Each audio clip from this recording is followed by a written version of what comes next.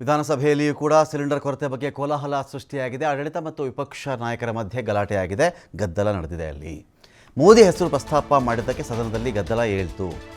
ಎಲ್ಲ ಗದ್ದಲ.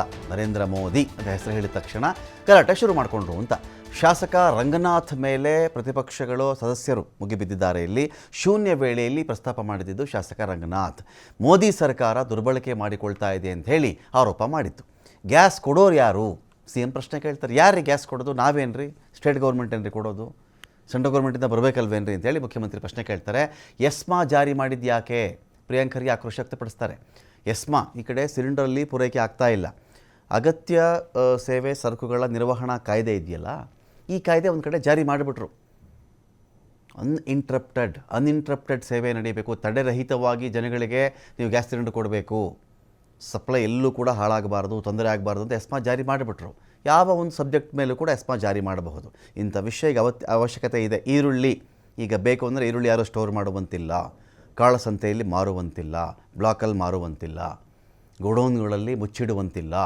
ಎಸ್ಮಾ ಜಾರಿ ಮಾಡ್ತಾಯಿದ್ದೆ, ಫಿನಿಶ್. ಈರುಳ್ಳಿ ತಂದು ಕೊಡಲೇಬೇಕು. Tomato same apply, petrol apply ಆಗುತ್ತೆ, ಡೀಸೆಲ್ ಅಪ್ಲೈ ಆಗುತ್ತೆ, ಗ್ಯಾಸ್ ಸಿಲಿಂಡರ್ ಅಪ್ಲೈ ಆಗುತ್ತೆ. ಯಾವೊಂದು ವಸ್ತುವನ್ನು ಬೇಕಾದರೂ ಕೂಡ ಆ ಕಾಯ್ದೆ ಪ್ರಕಾರ ಕೇಂದ್ರ ಹೆಸರಿಸಿ. ಅಕ್ಕಿ ಎಲ್ಲೂ ಸಪ್ಲೈ ಇಲ್ಲ ಅಂದರೆ ಅಕ್ಕಿ ಮೇಲೆ ನಾವು ಎಸ್ಮಾ ಜಾರಿ ಮಾಡ್ತಾ ಇದ್ದೀವಿ ಅಂದರೆ ಎಲ್ಲೇ ಅಕ್ಕಿ ಇದ್ದರೂ ಕೂಡ ಅದರ ಪೂರೈಕೆ ನಡೆದು ಬಿಡಬೇಕು. ಅಕಸ್ಮಾತ್ ಯಾರಾದರೂ ಅಪ್ಪಿ ಅದನ್ನು ಎಲ್ಲಾದರೂ ಕದ್ದು ಸ್ಟೋರ್ ಮಾಡಿಟ್ಟಿದ್ದರೆ, ಕೃತಕ ಅಭಾವ ಸೃಷ್ಟಿ ಮಾಡಿದರೆ ಅಂಥವ್ರ ಮೇಲೆ ಕಠಿಣ ಕ್ರಮಗಳಾಗ್ಬಿಡ್ತವೆ. ಅದಕ್ಕೆ ಪ್ರಿಯಾಂಕ್ ಖರ್ಗೆ ಕೇಳ್ತಿರೋದು, ಇಲ್ಲಿ ಸಿಲಿಂಡರ್ ಇಲ್ಲ ಅಂತಿದ್ದಾರೆ, ಈ ಕಡೆ ಎಸ್ಮಾನೂ ಜಾರಿ ಮಾಡಿಬಿಟ್ಟಿದ್ದಾರೆ, ಸಿಲಿಂಡರ್ಗಳೆಲ್ಲರಿ ಯಾಕ್ರಿ ಎಸ್ಮಾ ಜಾರಿ ಮಾಡಿದ್ದು ಅಂತ ಹೇಳಿ ಪ್ರಿಯಾಂಕ್ ಖರ್ಗೆ ಕೇಳಿದ್ದಾರೆ.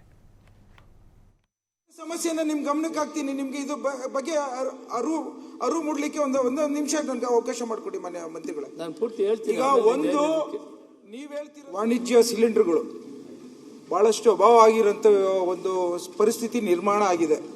ಮೊನ್ನೆ ತಾನೇ ನಾನು ಮಾನ್ಯ ಮುಖ್ಯಮಂತ್ರಿಗಳಿಗೆ ನೆನ್ನೆ ತಾನೇ ಅವ್ರ ಮುಂದೆನೂ ಪ್ರಸ್ತಾಪ ಮಾಡಿದೆ.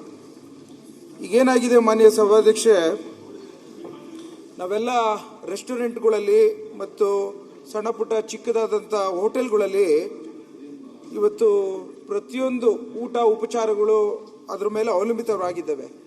ಈಗ ಯುದ್ಧ ನಡೀತಾ ಇರೋಂಥ ಹಿನ್ನೆಲೆಯಲ್ಲಿ ಇಡೀ ಒಂದು ದೇಶದಲ್ಲೇ, ಅದರಲ್ಲೂ ಸಹ ಕರ್ನಾಟಕದಲ್ಲಿ, ಅದರಲ್ಲೂ ಸಹ ಬೆಂಗಳೂರಲ್ಲಿ ಭಾಳಷ್ಟು ಸಂಕಷ್ಟಕ್ಕೆ ಸಿಕ್ಕಿರೋಂಥ ಪರಿಸ್ಥಿತಿಯಲ್ಲಿ ಆಹಾರ ಪೂರೈಕೆ ಆಗದೇ ಇರೋಂಥದ್ದನ್ನು ತಮ್ಮ ಮುಂದೆ ನಾನು ನನ್ನ ಅಹವಾಲನ್ನು ಹೇಳಲಿಕ್ಕೆ ಇಚ್ಛೆ ಪಡ್ತಾ ಇದ್ದೇನೆ.